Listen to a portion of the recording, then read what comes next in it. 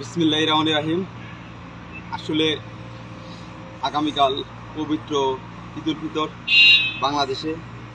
আমি এই পবিত্র ঈদ উল ফিতর উপলক্ষে আসলে আপনারা সবাই জানেন বাংলাদেশে মানুষ আগামীকাল গভীর সংকটের মুহূর্তে একটি ঈদ উদযাপন করতে যাচ্ছে।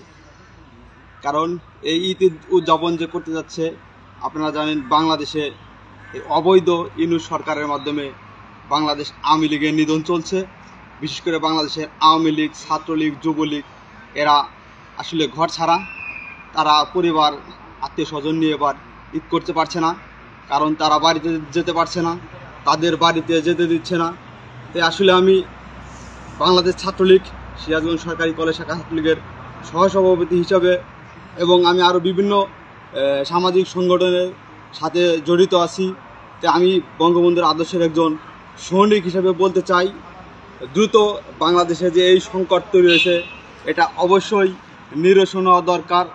কারণ বাংলাদেশের বৈধ প্রধানমন্ত্রী বঙ্গবন্ধু কন্যা জননেত্রী শেখ হাসিনা, আর অতি দ্রুত মাননীয় প্রধানমন্ত্রী জননেত্রী শেখ হাসিনাকে আমরা দেশে এনে দেশের সংকট আমরা নিরসন করব। বাংলার জনগণ জননেত্রী শেখ হাসিনার পাশে আছে। কারণ এই জুলাই আগস্টে যে জঙ্গি অভ্যুত্থান হয়েছিল এটা আসলে খুবই বেদনাদায়ক। কারণ মাননীয় প্রধানমন্ত্রী জননেত্রী শেখ হাসিনা দীর্ঘ 16 বছর দেশকে একটি উন্নত সমৃদ্ধ বাংলাদেশ গড়ার জন্য যে স্বপ্ন নিয়েছিলেন সেটা প্রায় সম্পূর্ণই হয়েছিল। কিন্তু এই জুলাই আগস্টে এই জঙ্গি বাহিনীর হানার কবলে পড়ে দেশটা আজকে ধ্বংসস্তূপে পরিণত হয়েছে। আপনারা জানেন জাতির জনকের ঐতিহাসিক যে বাসভবন এই 32 নম্বরের সেটা এই জঙ্গিরা গুড়িয়ে দিয়েছে। তার আমি তীব্র নিন্দা প্রতিবাদ জানাই। আমি আরও বলতে চাই আমাদের বাংলাদেশ ছাত্রলীগের হাজার হাজার লাখ লাখ ছাত্রলীগের কর্মীরা আজকে ঘর ছাড়া।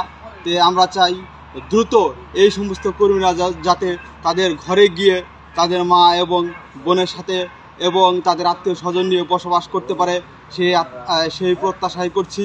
আমরা আশা করব আমাদের বাংলার 18 কোটি মানুষের বৈধ প্রধানমন্ত্রী জননেত্রী শেখ হাসিনা অচিরেই বাংলাদেশে ফিরবে এবং বাংলাদেশের মানুষের যে স্বপ্ন সেটা বাস্তবায়ন করবে। কারণ বঙ্গবন্ধু স্বপ্ন দেখেছিলেন সোনার বাংলা, সেই সোনার বাংলার বিনির্মাণেই বঙ্গবন্ধু কন্যা জননেত্রী শেখ হাসিনা বাংলার মানুষের জন্য রাজনীতি করেছেন এবং রাজনীতি করছেন।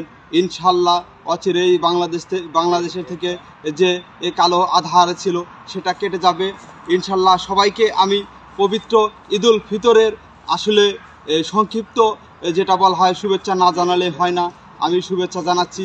কারণ লাখো লাখো ছাত্রলীগের নেতাকর্মীদের আমার শুভেচ্ছা থাকবে, বাংলার সাধারণ মানুষের প্রতি আমার শুভেচ্ছা থাকবে। কারণ বাংলার সাধারণ মানুষ নিয়েই বাংলাদেশ আওয়ামী লীগের রাজনীতি, ছাত্রলীগের রাজনীতি, যুবলীগের রাজনীতি।